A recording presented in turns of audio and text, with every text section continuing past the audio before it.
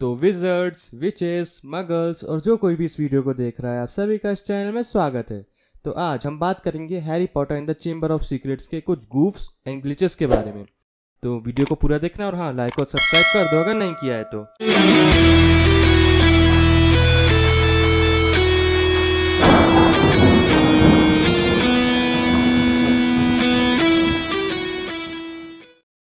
तो पहला ग्लिच हमें तब देखने मिलता है जब हैरी उसका एल्बम देख रहा रहता है। तब उसमें एक ऐसी पिक्चर रहती है जिसमें हैरी, रॉन और हरमाइनी रहते हैं। मूवी के हिसाब से ये फोटो क्लिक की गई थी पिछले साल स्कूल ईयर के दौरान, लेकिन इन तीनों की हेयर स्टाइल से ये साफ जाहिर होता है ये हाल ही में खींची गई फोटो है। अगला गूफ है वीजलीज की कार। इसे जेके रोलिंग और उनकी बेस्ट फ्रेंड बहुत ज़्यादा चलाया करते थे और खूब मज़े भी किया करते थे, तो ये एक तरीके से ट्रिब्यूट हुआ उनकी मेमोरीज को। नेक्स्ट गूफ है जब हैरी रॉन के घर आता है, तब वो देखता है कि घर पे ज़्यादातर काम जादू से ही हो रहे हैं, जिनमें से एक निटिंग या बुनाई भी होती है। लेकिन क्या आप लोगों को ये पता है कि ये किसी क्रू मेंबर की मॉम ने की थी और इसे फिल्मिंग के लिए उन्हें कई घंटे तक शूट किया गया था। नेक्स्ट है बॉगिन एंड बर्ग्स में हमें ये नेकलेस देखने मिलता है, जो कि हमें अगली बार देखने मिला था हाफ ब्लड प्रिंस में, जिससे केटी को कर्स लग गया था।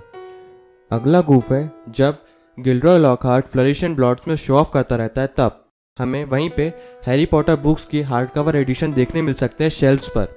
सेम सीन में जब कैमरा पैन अप होता है, तब हमें देखने मिलती हैं 2 वाइट टेप की स्ट्रिप्स।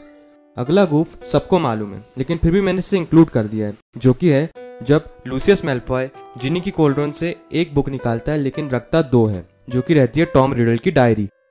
अगला ग्लिच है जब हैरी प्लेटफॉर्म नंबर 9:15 पे पहुंचने की कोशिश करता है, लेकिन डॉबी के जादू की वजह से वो पहुंच नहीं पाता है और दीवार से टकरा जाता है। तब हमें देखने मिलती है एक आउल की डमी। ऑब्वियसली वहाँ असली आउल को यूज नहीं कर सकते थे उस सीन में। इसी सीन में जब हैरी दीवार से टकराता है, तब हेडविग के केज का दरवाजा खुल जाता है, लेकिन अगले ही सीन में हमें वो लॉक दिखता है।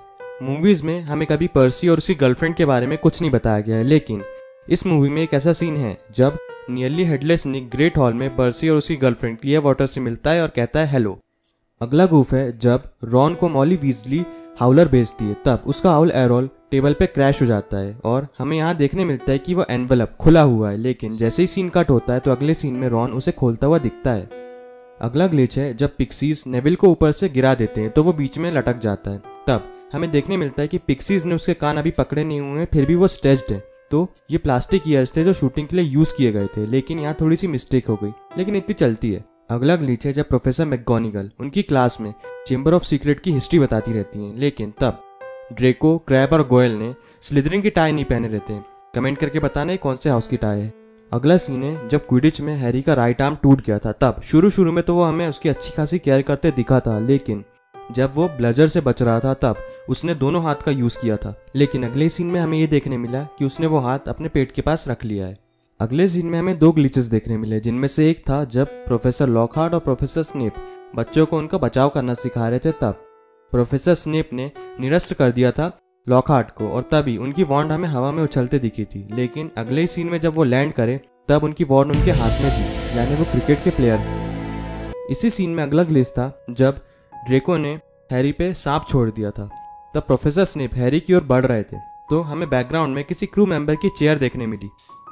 अगला गूफ है जब हैग्रिड अपने हाथों में मरा हुआ मुर्गा लेके डंबलडोर के ऑफिस में आता है, तब हमें ये सीन कुछ अच्छे से समझ नहीं आया, लेकिन ये एक रेफरेंस है बुक्स से, जिसके हिसाब से मुर्गे की आवाज या कॉक क्रो बेसिलिस्क के लिए खतरनाक है। अगला ग्लिच है जब हैरी टॉम रिडल की डायरी यूज करके उसके पास्ट में जाता है, तब वो देखता है कि टॉम रिडल और हैग्रिड बात कर रहे हैं। उसी दौरान टॉम रिडल हैग्रिड को साइड में हटने को कहता है, जिसके जवाब में हैग्रिड कहता है नहीं, लेकिन इस सीन में उसके लिप्स नहीं हिले। अगला ग्लिच है जब हैरी, रॉन और फैंग एरागॉग से मिलने गए थे, तब एरागॉग के बच्चों ने उन पे हमला कर दिया था, लेकिन वीजलीज की कार ने उन्हें बचा लिया था। पर यहाँ पे एक दिक्कत है, हमें यहाँ पे फैंग एक बार कार पे चढ़ते दिखा और दूसरी बार जब हैरी कार पे बैठ रहा था तो फैंग दोबारा कार पे चढ़ते दिखा। कैसे? अगला ग्लिच है जब हैरी हरमाइनी के दिए हुए पेपर्स में से पढ़ता है and spiders flee before it, लेकिन उसकी लिपसिंग कुछ और कह रही है। असल में हैरी कह रहा था and the crowing of roosters can kill it, और यही सीन हमें हैग्रिड और उसके हाथ में वो मरे हुए मुर्गे का कनेक्शन समझाता है, लेकिन इसे डिलीट कर दिया गया। अगला ग्लिच है जब हैरी और रॉन प्रोफेसर लॉकहार्ट के पास मदद मांगने जाते हैं ताकि वो लोग जिनी को बचा सके। लेकिन यहाँ एक दिक्कत है, जैसे ही रॉन और हैरी प्रोफेसर लॉकहार्ट के ऑफिस में जाते हैं तो वो हमें यहाँ मिरर में बैठे हुए दिखते हैं, लेकिन अगले ही सीन में वो हमें यहाँ से भागने की तैयारी करते हुए दिखते हैं। तो यहाँ कैरेक्टर ब्रेक करना हुआ। असल में वो यहाँ अपना सीन आने का इंतजार कर रहे थे। अगला ग्लिच है, जब रॉन और हैरी प्रोफेसर लॉकहार्ट के ऑफिस में जाते हैं तो उन्होंने कोई भी क्लोक नहीं पहना रहता है, लेकिन जैसे ही वो मायूस मीना वाले बाथरूम में जाते हैं तो हमें वहाँ वो क्लोक पहने दिखते हैं। और तो और यहाँ पे एक और ग्लिच है, जब हैरी और रॉन प्रोफेसर लॉकहार्ट को धक्का देते तो वो बेसिन से जाके टकरा जाते हैं। तब हमें वो पूरा स्ट्रक्चर हिलता हुआ दिखता है, यानी कि वो स्टोन से बना हुआ नहीं था। इसी के साथ एक और ग्लिच जुड़ा हुआ है, जब हैरी, रॉन और लॉकहार्ट चेंबर ऑफ सीक्रेट में एंट्री करने वाली टनल से जाते हैं तब हैरी और रॉन को प्रोफेसर लॉकहार्ट से ज्यादा टाइम लगता है। और तो और जब लॉकहार्ट उन हड्डियों पे क्रैश करते हैं तो हमें कुछ भी आवाज नहीं आती, लेकिन जब हैरी और रॉन उन हड्डियों पे क्रैश होते हैं तो हमें उन हड्डियों के टूटने की आवाज सुनाई देती है।